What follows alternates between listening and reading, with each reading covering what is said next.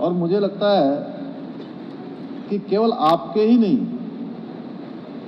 बल्कि अनेकों लोग ऐसे हैं जो यहाँ इस कथा स्थल पर नहीं आ पाते हैं,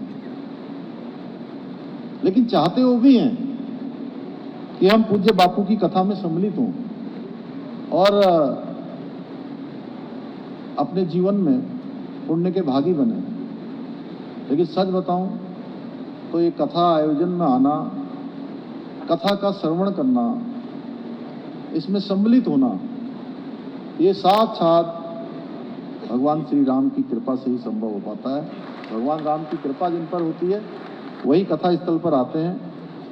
मैं ऐसे पूज्य बापू को, जिन्होंने अपने तप से, त्याग से, साधना से और अनवरत रूप से सनातन को प्रभावित करने का काम उनके माध्यम से हो रहा है, और मैं उनके श्री चरणों में नमन करता हूं। और साथ साथ हमारे पूज्य संतगण हैं, पूज्य स्वामी जी, अभी श्रद्धेय सिद्धानंद जी महाराज, जो बरसों से आज पूरे देश दुनिया के अंदर हमारे देश को भी ले जा रहे हैं, राज्य को भी ले जा रहे हैं।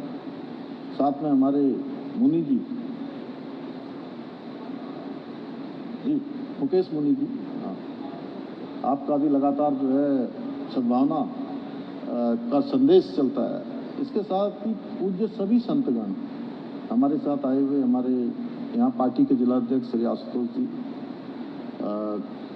किरण जी, देशराज जी, आदेश जी, रब जी और हमारे अजीत जी, सभी उपस्थित साथियों, मैं इस पावन अवसर पर पूज्य बापू जी की श्री राम कथा के समापन दिवस पर आप सबके बीच में उपस्थित होकर पूज्य बापू का आशीर्वाद लेने का मुझे सौभाग्य मिला है, आप सबका आशीर्वाद लेने का सौभाग्य मिला है।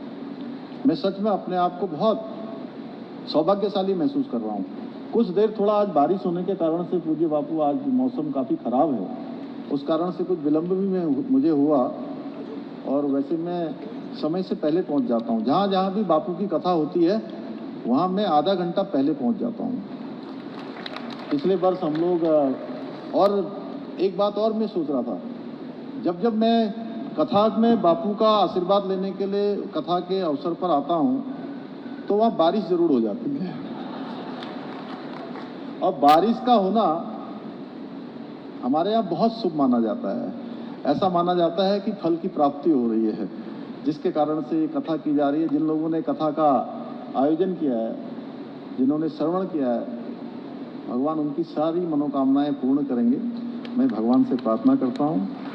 और श्री रामचरितमानस में गोस्वामी तुलसीदास जी ने बहुत ही सुंदर बात कही है, तात स्वर्ग अपवर्ग सुख धरियो तुला एक अंग, तूल न ताही सकल मिली जो सुख लव सत्संग।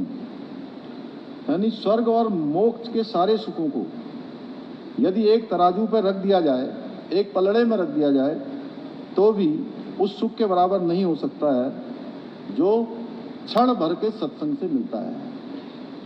और हरिद्वार में इस पावन धरा में हमें वही परम सुख, वही आनंद प्राप्त हो रहा था। मैं शिव महापुराण में पढ़ रहा था, वैसे तो बापू की कथा आप लोगों ने सुन ली है, कुछ कहने के लिए बचता नहीं है। 9 दिनों में सब कुछ बापू ने पूरा, जितना गागर है, जितना सागर है, उसको गागर में भर के आपके सामने रख दिया होगा।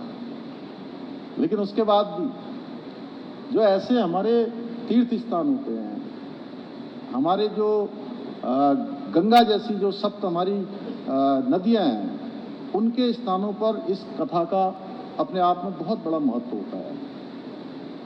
इन सब स्थानों पर पुण्य का भी बहुत महत्व होता है, पूजा ध्यान इत्यादि का अपना बहुत महत्व होता है। तो आप सब सच में परम सौभाग्यशाली हैं कि माँ गंगा के इस स्थान पर आपको बापू की कथा का सुनने का अवसर मिला। मैं इसलिए बापू जी का हृदय की गहराइयों से आभार व्यक्त करता हूँ।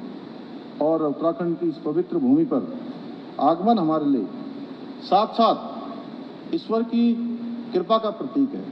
ईश्वर की कृपा के बिना ये संभव नहीं हो पाता है।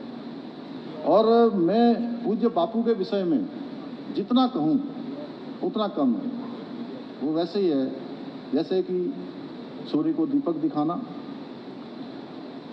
जहाँ तक बापू के बारे में मैं बात कह सकता हूँ कि वो श्री राम कथा के केवल वाचक ही नहीं हैं, बल्कि वे भगवान श्री राम के विचारों को, उनके आदर्शों को और उनके जीवन दर्शन के जीवंत संभावक भी हैं। और अनेक देशों में, विश्व के अनेक देशों में करोड़ों लोगों को भारतीय संस्कृति, भारतीय सनातन दर्शन, अध्यात्म के गूढ़ सिद्धांतों को उन्होंने बहुत सरलता से परिचित करवाने का काम किया है। बापू जी की कथा में मात्र शब्द नहीं होते हैं, बल्कि संवेदनाएं होती हैं। मैंने सबसे पहले उनकी कथा टेलीविजन पर सुनी थी, लेकिन उसके बाद साक्षात मुझे डोल आश्रम में, अब आप सबको मैं एक स्थान और बताना चाहता हूँ। बापू 5 मिनट बोल सकता हूँ ना? तो डोल आश्रम, जहाँ पर पूरे विश्व का, अल्मोड़ा जनपद का